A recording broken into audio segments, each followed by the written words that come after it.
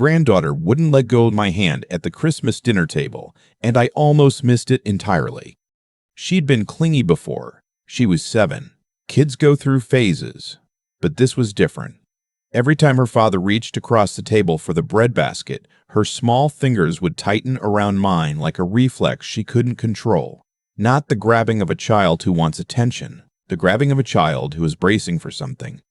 Her name is Poppy.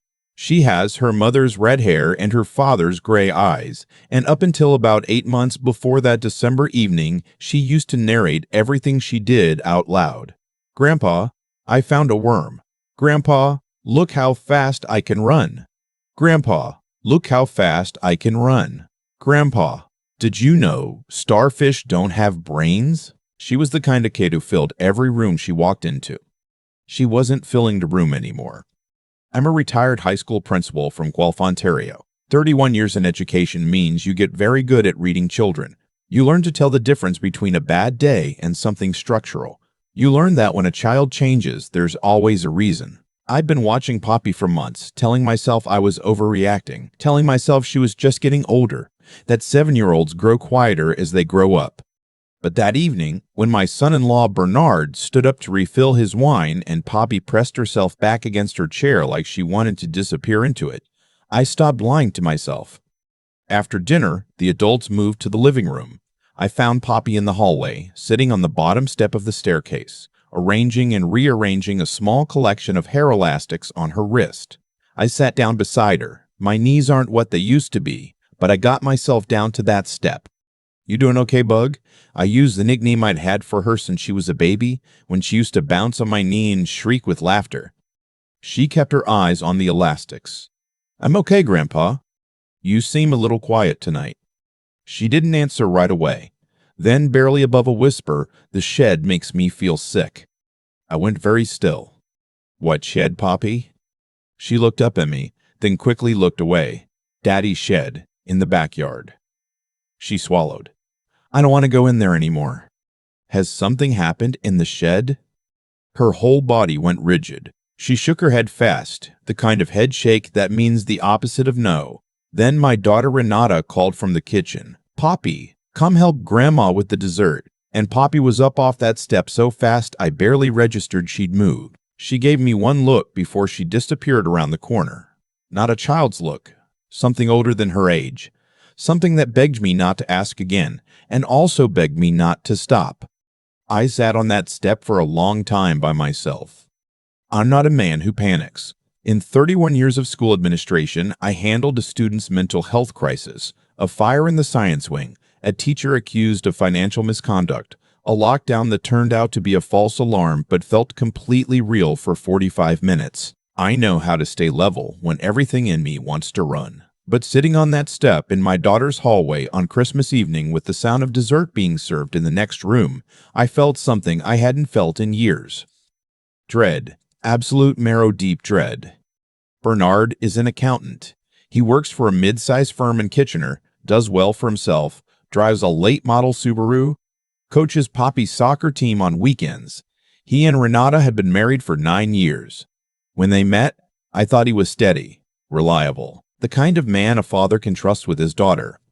I thought about the shed. Bernard had built it 3 summers ago, a large workshop shed in the back corner of their property. He made a thing of it, showed me around when it was finished, all his tools organized on pegboards, a workbench, a small space heater for the winter months. He kept it padlocked, said it was because of the power tools, couldn't risk Poppy getting in there unsupervised. I'd thought nothing of it at the time. Now, sitting on that step, the padlock felt different. I drove home that night without saying anything to Renata. I told myself it was because I needed to think clearly. The truth is, I didn't know how to say it. Your daughter flinches when your husband moves. She told me the shed makes her feel sick. How do you hand someone those words about a person they love? I didn't sleep. I lay in bed and ran through every explanation I could think of, every benign reason a 7-year-old might say. A shed makes her feel sick. Maybe she'd seen something frightening in there. Maybe a large spider. Maybe she'd accidentally broken something and was afraid of getting in trouble. Maybe she'd witnessed one of her parents' arguments in there and associated it with conflict. I pulled up the Ontario Child Welfare Reporting Guidelines on my phone at 3 in the morning, not because I'd made a decision, but because I needed to know what the decision looked like if I made it. The mandatory reporting section was not long or ambiguous. If you have reasonable grounds to suspect a child is or may be in need of protection, you must report it. The standard is not certainty. The standard is reasonable grounds to suspect. I had reasonable grounds. I also had a daughter who would be devastated, a son-in-law who might be entirely innocent, a family that might never recover from a false accusation, and one small girl who had looked at me on a staircase and said 4 words I couldn't unhear. By 5 in the morning, I knew I wasn't going to make an anonymous call to Children's Aid. Not yet. I was going to find out more first.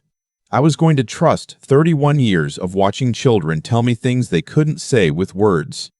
Renata works 4 days a week as a dental hygienist. Her clinic hours are Tuesdays through Fridays, 8 to 2. Bernard works from home on Mondays. I called Renata on the Monday after Christmas and told her I wanted to take Poppy for a post-holiday outing, the Children's Museum in Cambridge, get some of the gift card money spent. Renata thought it was a wonderful idea. Bernard said nothing when Renata relayed it to him, which I heard through the phone in the background and noted. I picked Poppy up at 9. She was subdued in the car, watching the bare winter fields go by on the drive. I didn't push. I've spent decades knowing when not to push. At the museum, she thawed slightly, in the way children do in spaces that belong entirely to them. She got interested in a water table exhibit, spent 20 minutes redirecting the flow of plastic tubes, commentating quietly to herself. I waited. It was in the gift shop of all places, while she was looking at a display of animal figurines, that she picked up a small plastic wolf and held it out to me without looking at me. Daddy says wolves protect their territory, she said. That's true. He says that's why the shed has a lock, because it's his territory. She put the wolf back on the shelf. He said if I ever tell anyone what happens in there, the wolf gets the whole family. My throat closed. I crouched down to her level, right there between the display shelves and the refrigerator magnets. Poppy, I want you to listen to me very carefully. You are safe right now. I'm right here, and I'm not going anywhere. Can you tell me what happens in the shed? She looked at the wolf figurine for a long time. Then she said, barely audible, he takes pictures. I made myself breathe. Pictures of what? Bug. Her chin started trembling. She didn't answer. She didn't need to. I had enough. I took her to Tim Hortons afterward. I bought her a hot chocolate and a Timbit, and I sat across from her and I said, Poppy, what your dad is doing is not okay. You have not done anything wrong. Not one single thing. I need you to know that before anything else. She stirred her hot chocolate for a long time. Is Mom going to go away? No, Mom is not going away. Daddy said of the wolf. Daddy is wrong. Mom is not going anywhere, and neither am I. She looked at me for the first time all day. Really looked at me. You believe me? I believe you completely. She put her head down on the table and started to cry quietly, the way children cry when they've been holding something terrible for a very long time. I drove her to my house instead of back to Renata's. I called Renata from the kitchen while Poppy watched television in the living room, and I said, I need you to come here alone. Right now. Don't bring Bernard. Renata could tell from my voice. She arrived in 20 minutes. What happened in the next hour in my kitchen was one of the hardest things I have ever been part of. My daughter went through shock, denial, a moment of anger at me, and then the collapse that happens when a mother understands. I held her while she shook. I kept my voice as steady as I could. I told her what Poppy had said, word for word, not softened, because she needed the exact truth to make the exact decision. When she stopped shaking enough to speak, she said, What do we do? Not a question, a statement she'd already decided. I called the Waterloo Regional Police non-emergency line. They transferred me to the Child Abuse and Sexual Exploitation Unit, and within 20 minutes, a detective named Morris called me back. I told him what Poppy had said. He told me not to return Poppy to the home and to come in with her that afternoon. What I hadn't expected was the question Detective Morris asked near the end of my account. Sir, is there any chance there's a secondary location on the property? A shed, a workshop, a garage with separate access? There's a shed, I said. Padlocked. He built it himself 3 years ago. There was a pause. Don't touch it. Don't go near it. We'll need that location secured as part of any warrant. I hadn't touched it, but I'd walked past it every time I visited, thinking it was nothing. Poppy's interview was conducted the following morning by a specialist named Dr. Ashworth, a quiet woman in her 40s with a gentle manner that I recognized from the child psychology training sessions I'd attended back in my principal years. She spoke with Poppy alone in a room designed to look like a comfortable living room, not an office. I watched her monitor with Renata and Detective Morris. Poppy was brave in a way I don't have adequate words for. She was 7 years old, and she sat in that room, and she told a stranger what had been happening to her in careful, specific detail. She used the language of a 7-year-old, which made it more devastating, not less. At one point, she explained that her father had told her it was a special project they were working on together, something that would be important someday, and that important projects always had to stay secret. I had to step out of the room for a few minutes. When I came back, Detective Morris said quietly, "We have enough for the warrant." They executed the search the following morning. Bernard was taken into custody at his office in Kitchener. The investigators had timed it deliberately so that he wouldn't be at the property when the search team arrived. I wasn't there, but the family liaison officer told me later that Bernard had said nothing when they arrested him, just asked for his lawyer and went quiet. The same kind of eerie calm I've heard about in these situations, the kind that makes your skin go cold because you understand it's not shock, it's practice. The shed. I can only tell you what the liaison officer was permitted to share with me afterward, and even that was more than I was prepared for. The shed had been soundproofed. There was lighting equipment, a modified camera setup, and an external hard drive in a waterproof case buried in a shallow depression beneath the floorboards. The hard drive had been there for at least 2 years, based on the file dates. The oldest files predated Poppy's 5th birthday. 2 years. She had been 5 years old. They also found encrypted folders on Bernard's personal laptop that a forensic technician cracked within 48 hours. He hadn't been sharing files externally, as far as the initial investigation showed, but the investigation was ongoing. Detective Morris told me carefully that the material they recovered was, in his words, extensive and organized. He said it the same way my medical colleagues say the prognosis is not good, with professional flatness that doesn't quite hide what it's covering. Bernard was charged with multiple counts, including the production and possession of child sexual abuse material. Renata was not charged. The investigation confirmed what I had believed and what broke my heart to believe. She had known nothing. She'd been deceived by a man who was apparently very good at being two things at once. The weeks that followed were unlike anything I'd navigated before, and I spent 3 decades navigating institutional crises. Renata and Poppy moved in with me temporarily, while Renata's sister Bev found them a rental in a different part of the region, somewhere Poppy could change schools and begin again in a place that held none of the wrong associations. My house in Guelph became a kind of way station. Poppy slept in the room that used to be Renata's as a teenager, and at night I would sometimes hear her wake up, and I would go and sit in the hallway outside her door and say quietly, "Grandpa's here, bug," until the sound settled. Her therapist, a trauma-specialized child psychologist in Guelph named Dr. Ewan, told me this was exactly right. Consistent, predictable presence. Don't try to talk it away. Just be there. I tried to be there. There were people in our extended family who struggled. Bernard's parents refused to believe it initially and then went silent when the evidence became impossible to deny. An uncle of Bernard's made a comment at one point about the investigation being overzealous, about how things could be misinterpreted, and Renata's brother sent him a message that I am told was brief and unambiguous. Bernard's side of the family has not been in contact since. Some of our own family struggled too in different ways. My younger brother asked me shortly after the arrest whether I'd been certain before I went to the police, whether I'd thought about what would happen if I'd been wrong. I wasn't wrong, I said. But if you had been, then I would have been wrong and I still would have made the right decision, I said, because the alternative to making the call when you're unsure is not making the call when you're sure, and I've seen what that looks like. The child pays for everyone else's uncertainty. He didn't push back. I think he understood. The legal process was long and exhausting, in the way that legal processes always are when someone hires a good lawyer and has resources. Bernard pleaded not guilty initially. His defense argued procedural irregularities in the warrant, argued that the forensic evidence had been mischaracterized, argued a dozen things that I won't enumerate because the details are not what matter. What matters is that the forensic evidence was unambiguous and Poppy's disclosure, corroborated by Dr. Ashworth's clinical assessment and the physical evidence in the shed, was exactly what it appeared to be. 14 months after his arrest, Bernard changed his plea.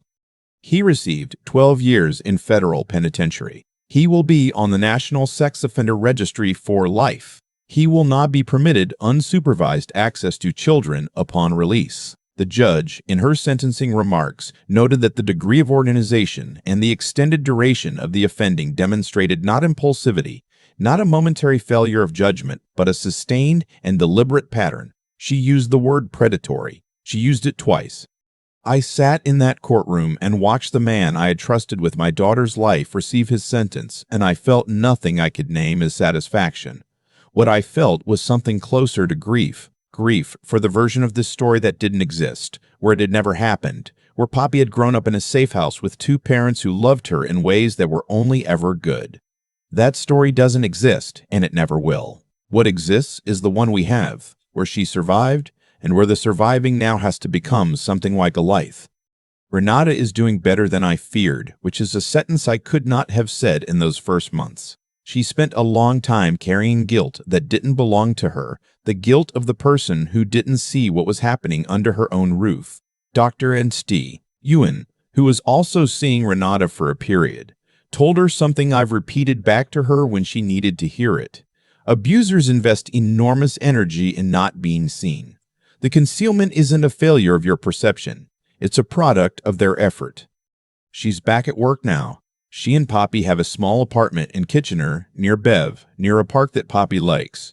They have a cat named Sprocket who sleeps on Poppy's feet at night, which Dr. DeClow, UN says is therapeutically beneficial, and which Poppy says is simply because Sprocket prefers her to everyone else, which is probably both true. I see them every weekend. Saturday lunches at my house, sometimes a walk by the Speed River if the weather cooperates.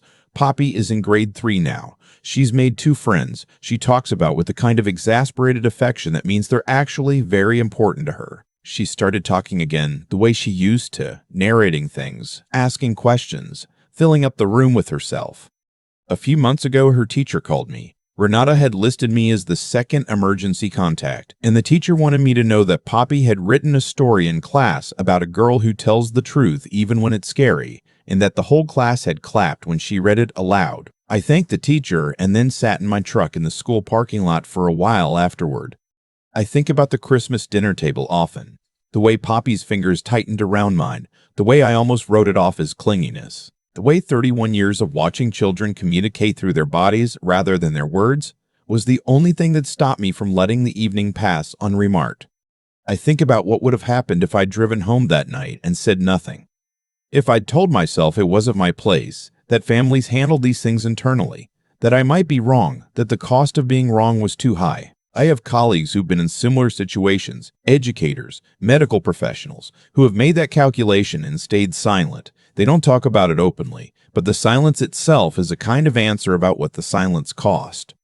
If you are reading this and you are someone who works with children or who loves a child and something has shifted in them in a way that doesn't add up, please don't do what I almost did. Don't rationalize. Don't wait for certainty you will never have, because certainty you will never have, because certainty isn't the standard. Reasonable grounds is the standard, and reasonable grounds can be a look on a staircase. It can be small fingers that won't let go. It can be a child holding a plastic wolf and saying 4 words that rearrange everything you thought you knew. Make the call. Be wrong if you have to. You won't be, but be willing to be.